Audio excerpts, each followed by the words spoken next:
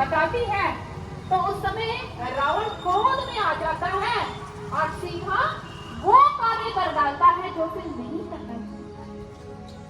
अगर उस समय रावण कुछ स्वाभाविक से प्रश्न ही अपनी बहन से पूछ लेता, शूर्पणखा आखिर तुम वहां गई ही क्यों थी, या तुमने ऐसा कहा क्या, ऐसी कौन सी परिस्थितियां उत्पन्न हुई कि तेरी नाक काटनी पड़ी।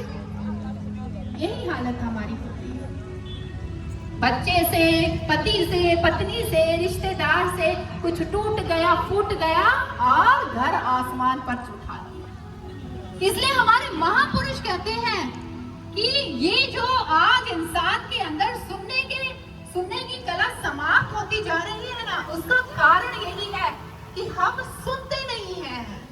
हमने धार्मिक ग्रंथों को नहीं सुना, ध्यान से नहीं सुना। इन धार्मिक ग्रंथों का जो सार है उसे अपने जीवन में धारण नहीं किया। इसी कारण आज हम विकारों के अधीन होकर नाच रहे हैं। जब एक वृक्ष को जड़ से उखाड़ दिया जाता है, वो सूख जाता है, उसके फल सड़ांध मारने लग जाते हैं।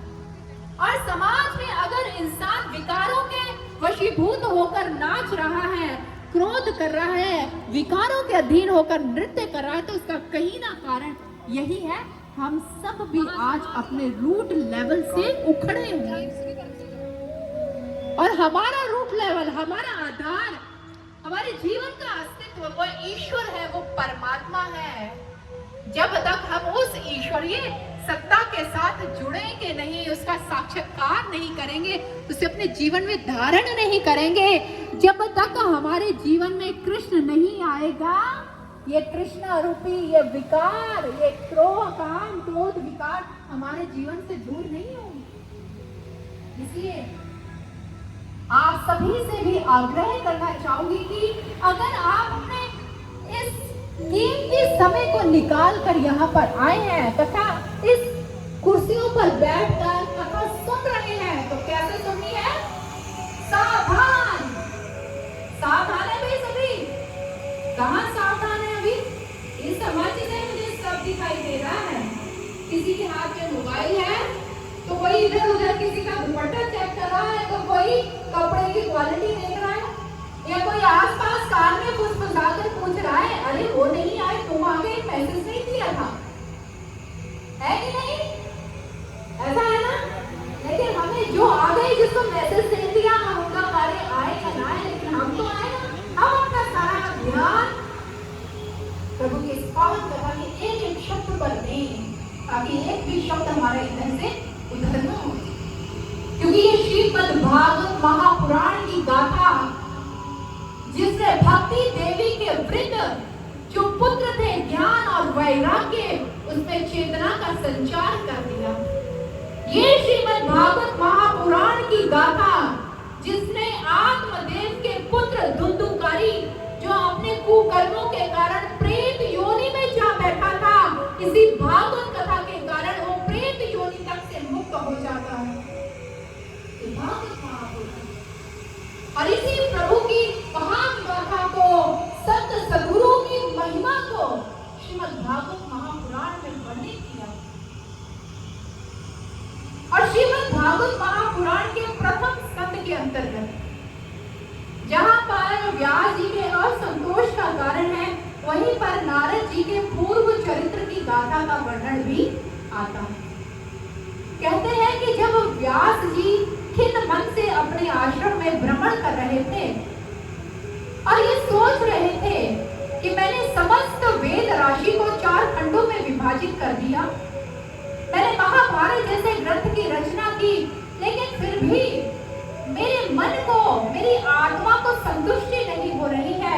वो ऐसा कुछ चाहती है जिससे इस समाज का, इस संसार का कल्याण हो और संसार को प्रेम का संदेश मिल सके। तब नारद जी का आगमन उनके आश्रम में होता है और नारद जी भी व्यास जी को श्रीमद् भागवत महापुराण लिखने के लिए प्रेरित करते हैं।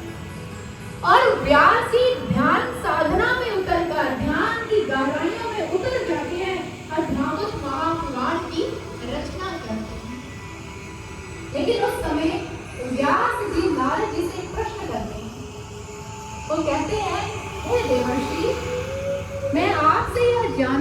चाहता हूँ कि आपके अंदर प्रभु की इतनी भक्ति कैसे लगती कि आप यहाँ से वहां भ्रमण करते हुए, इस लोक से उस लोक भ्रमण करते हुए, यहाँ के संदेश को वहां पहुंचाते हुए भी आपका जो मन है वो सदैव अपने नारायण में लगा रहता है, श्री हरि में लगा रहता है। इसका कारण क्या?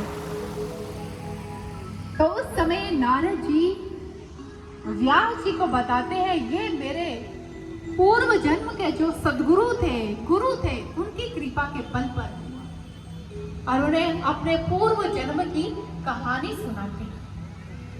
वह सुनाते हैं कि पूर्व जन्म में जो नारद जी थे वो एक दासी के पुत्र थे। उनकी माताश्री लोगों के घरों में जाकर कार्य करती थी और अपने जीवन का निर्वाह करती थी। उनके पिताजी की मृत्यु हो चुकी थी, लेकिन जैसे ही चातुर्मास आया, चातुर्मास भाव वर्षा के वो 4 महीने, जब चातुर्मास आया तो उनके गांव में संतों का आगमन हुआ। संत अपनी शिष्य मंडली के साथ उनके गांव में आते हैं, और जैसे ही उनके गांव में आए तो गांव वाले बड़े प्रसन्न हुए, अत्यंत हर्षित हुए कि ये 4 महीने अब ये संत हमारे घर में, हमारे गांव में रहेंगे और अपने ज्ञान की गंगा के द्वारा हमारे जीवन को लाभान्वित करेंगे। इधर नारद जी की जो माता थी वो समस्त घरों का कार्य संपन्न करके संतों की सेवा में उपस्थित हो जाती थी, उनके लिए भोजन बनाती, उनके सत्संग विचारों को श्रवण करती, उनके जहाँ वो ठहरे हुए थे वहाँ के स्थान की सफाई इत्यादि करती।